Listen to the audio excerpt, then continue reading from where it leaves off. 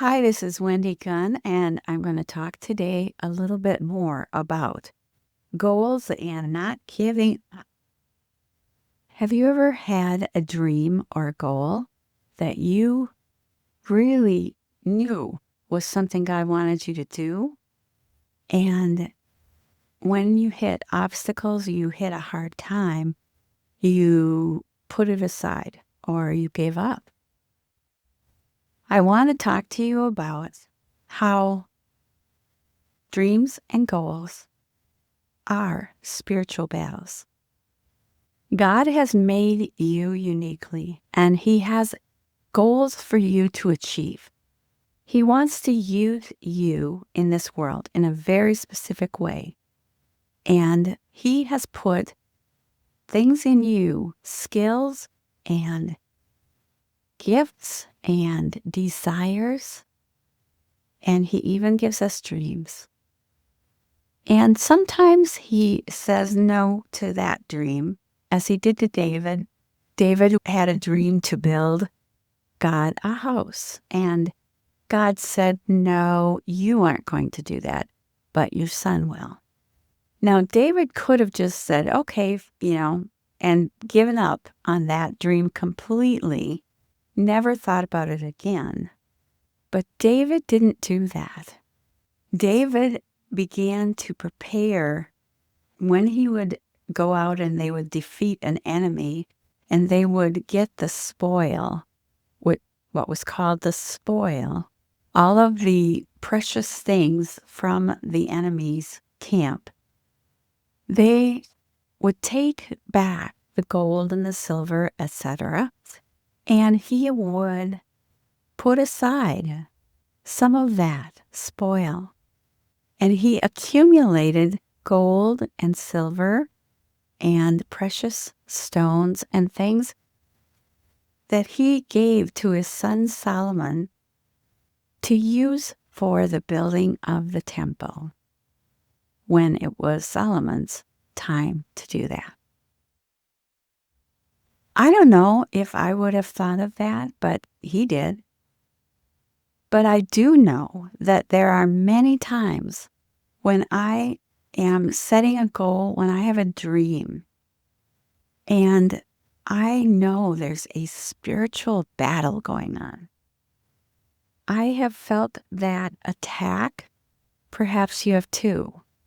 When you are trying to achieve something and you just feel like, "Oh, I'm being attacked on every side. This is so hard." And there have been times when I have felt like, this is too hard. I just want to give up. I think that I will quit.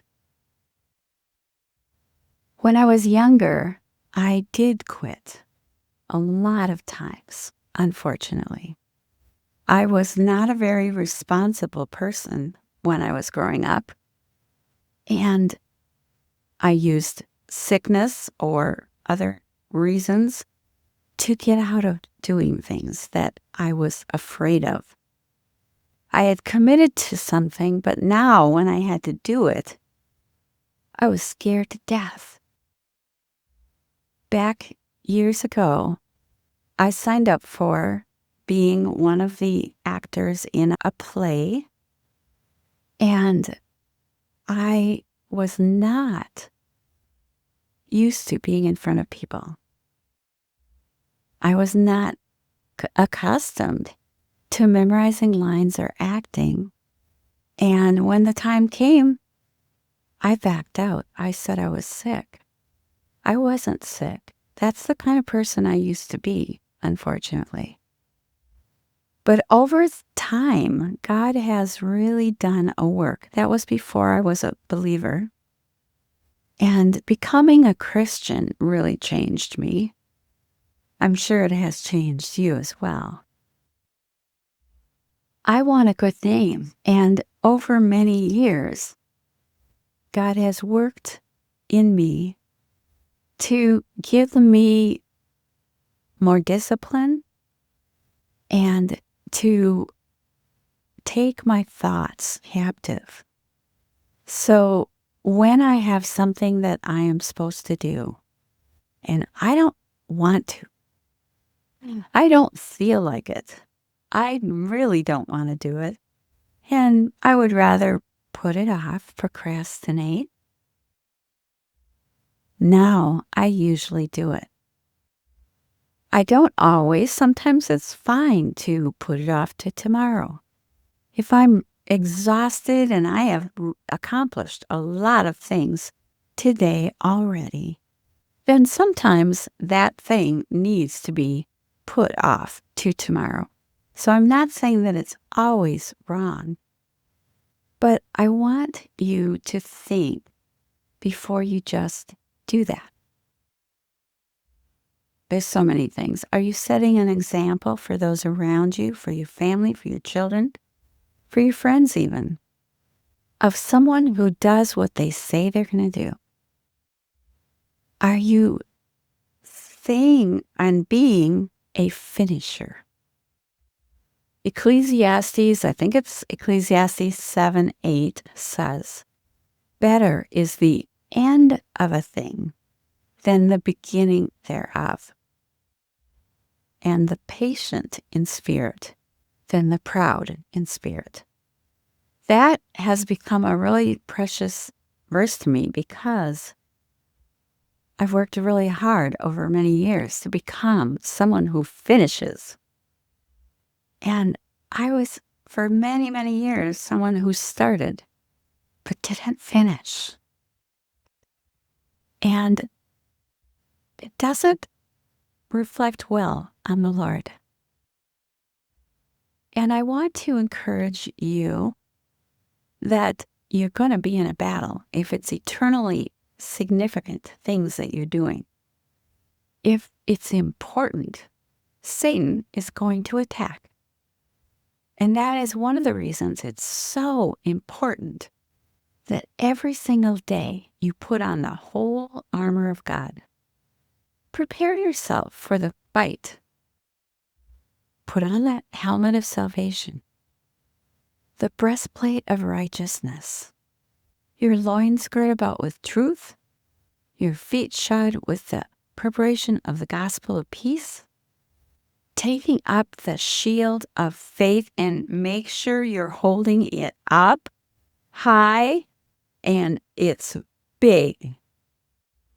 Shield of faith and the sword of the Spirit, which is the word of God. And that should not be hanging down either. That should be up here. Be ready to attack back and defend with the word of God. Praying without ceasing.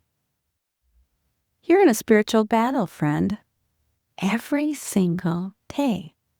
And God, He's going to meet you face to face someday, and you will have to give account. I will have to give account for how we spent our time, what we did, what we didn't do. Did we fulfill the purpose that He put us on earth to do? My passion is to help you embrace who God uniquely created you to be and help you fulfill your purpose. It is a fabulous purpose, and it's different than every other person's. You need to fight your fight. Nobody else could fight it for you. So put on the whole armor of God, and so that you can stand in the evil day. And then resist the devil and he will flee from you. Draw nigh to God and resist the devil and he will flee. You need to claim the promises of God for your life. Think of the victory when you do something important that you were tempted to just think of, do it another time. I'll give up. When you were tempted to give up, I've been tempted to give up. I know what that feels like. I have realized, and I want to encourage you, that I believe sometimes you are most tempted to give up when you are about to do or finish the most important thing, the most eternally fruitful thing, when you're the closest to victory, you're going to be attacked the most. You've heard it said that the darkest hour is right before dawn. So look at it from the perspective when I feel most like giving up is the most important time for me to not give up. Fight. Fight. Be a warrior. Be a spiritual warrior with the Spirit of God in you. And make sure you're holding that shield of faith up high, and make sure you've got your sword in hand. That means you need to know the Word of God, and you need to memorize. You need to memorize so that when you're attacked, you can take out that shield and that sword, and you can say, "There is no temptation taken me but such as is common to man. But God is faithful, who will not let me be tempted above that I am able, but will with the temptation also make a way of escape." 1 Corinthians 10:13. Greater is he that is in me than he that is in the world. Fight. I hope this has been encouraging to you. I'm praying for you, friend. Let me know. Have you gone through a battle lately? I would love to pray for you. This is Wendy Gunn.